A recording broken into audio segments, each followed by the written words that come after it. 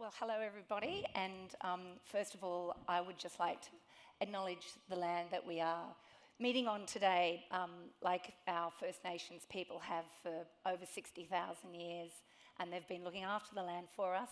I'd like to acknowledge the care and trust that they have taken, and it's great to be with you all here today, and I'd like to also acknowledge any First Nations people joining us today. So I'm Michelle Penfold. I am the co-founder at AIEF. I and my husband sort of fell into this work about 20 years ago when we realised that in a country as wealthy and as prosperous as Australia, there was really something not right when our First Nations people, who often were living in a situation of the most disadvantage, didn't have access to quality education. So we left careers in finance and banking and law and moved from Hong Kong to Australia and from our lounge room set up AIEF. That was 20 years ago, and today we've raised a few $100 million. We've educated over 1,200 young people. And basically what we're trying to do is offer families and communities and young people like Xhana the choice for a quality education. So we provide boarding school scholarships, which allow those young people, and you just saw a lot of the members of the class of 2019 at their graduation with Nova Paris, and offering them that opportunity that they wouldn't otherwise have access to. And then when they finish their education, and I'll have another story about that later, we work with them to help them transition in their careers into either further education or direct into the workforce. Through that process, we work with a lot of Australian corporates, and SAP, as was mentioned before, has been a partner since 2013. So what you guys do is you obviously financially invest in the scholarships, and that's a big part of it. But the people side, and I know that's what all you guys get excited about, and you're a great workplace and you like getting involved. And the people side are things like the fundraisers you do, and at off-sites you raise money, and I've been to morning teas and all sorts of events and activities. But you also use your professional skills to help us. We've had SAP volunteers teach our team about Excel so we can better service the scholarships and work better. And then you've also had a very large number of your staff put your hand up for mentoring. And that's why Fiona is joining us here today. So that's a little bit about how we got started and why we were established, the successes to date. But right now, we've got about 350 young people on scholarships all around Australia. And for each of those scholarship places, we can have up to 50 applications. So if you want to go back to the discussion Sharma was having about closing the gap, the statistics in our census proves that for Indigenous Australians who have had a quality education and go to university, there is no gap. So if we're really serious about this and we want to close the gap and we want to bring Australia up to a standard that we would all be proud of, we need to look after those other 49 kids who aren't getting the scholarship in that place. So that's my ask for money, and I'll stop there. You've got a barcode somewhere where you can scan and donate. And I'm going to move across to Fiona, and Fiona is a superstar mentor. She's actually done it twice. And maybe tell us a little about the mentoring experience. Thank you. Thank you. So my journey started back in 2015. So as Michelle was saying, I've been through the program twice. I just think it's such an inspiring program. It's awesome just to see the impact that this has on those students, and just to be able to give them access to the education is just phenomenal.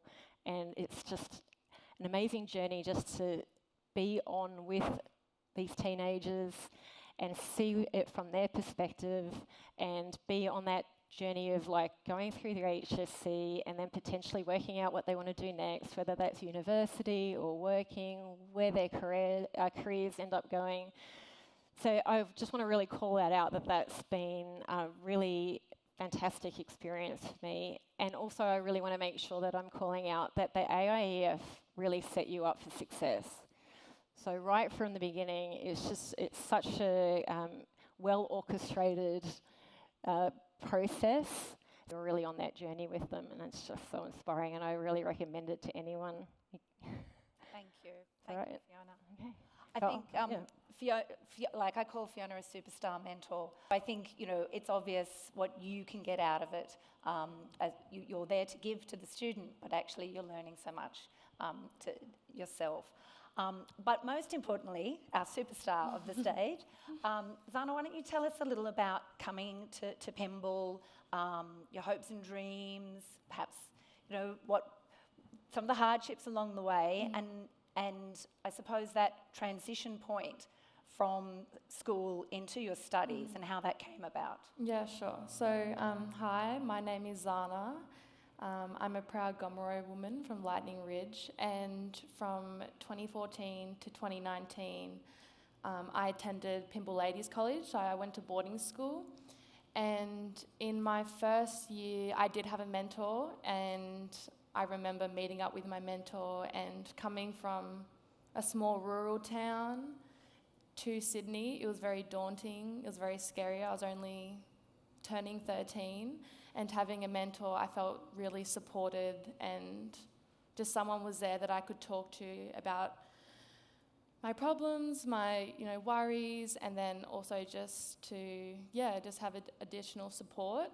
In year 12, I actually had a career advisor.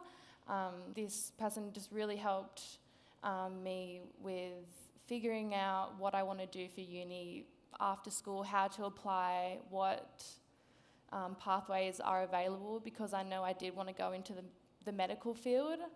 But I honestly had no idea what to do or anything.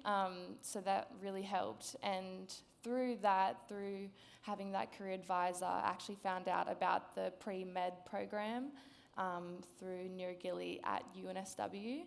And I'm now in my 4th year, so I study an undergraduate, so a Bachelor of Medical Studies and a Doctor of Medicine, so I'm halfway through.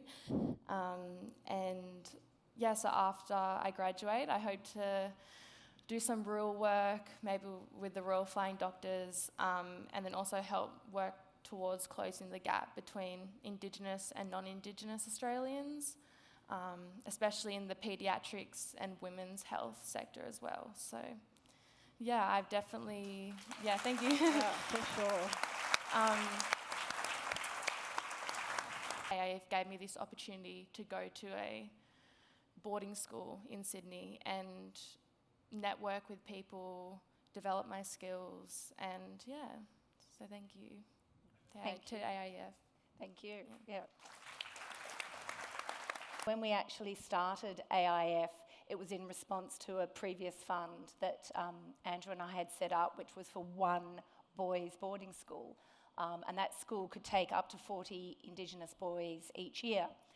No boarding school in Sydney could handle that sort of number for girls. So we actually had to partner with 5 girls' schools to match. AIF then was established and we're off and running. And we kept hitting wonderful boys' schools that we would partner with, but their capacity was so much larger than the girls' schools. So going from 100% girls to, at one of our lowest points, probably 40% girls, what I'm really happy to talk to you about is that your continued investment in us has enabled us over the next few months to announce some new partnerships with co-ed and all-girls schools. And I can't tell you what the 2023 annual report's going to say, but it's definitely going to go over the 50%. And I think for us as an organisation, we are such a community, family-led organisation. We're not saying that boarding school is the right thing for every child. We're responding to the community, to the families, the mums, the aunts, the young women in the community who are saying, I'd like that opportunity, I would like more choice in my life, I want to have the same as those other kids in the big cities are getting. And so as an organisation, it's really great for us to restabilise and get our gender parity back into place. And that's another thing about the mentor program. It's open to men and women, and we partner you with same-sex Fiona spoke about the processes that you're going through, and I think, you know, some of the things that every day at AIEF, it's such a privilege to do our work. I hear about, you know, the Qantas mentor who flew across with her student after graduation to take her home to Perth. I hear about the mentor who knows her student years out of school and is caring and knows the day that she's moving down to Perth to go back to university. So put your hand up around June, July when we put the information out. Who knows? It could be a life-changing experience for you, and I definitely know it'll be a life-changing experience for the young people you support. So thanks again, everyone, for your interest, for your involvement. Keep on the journey with us. We've got a long way to go.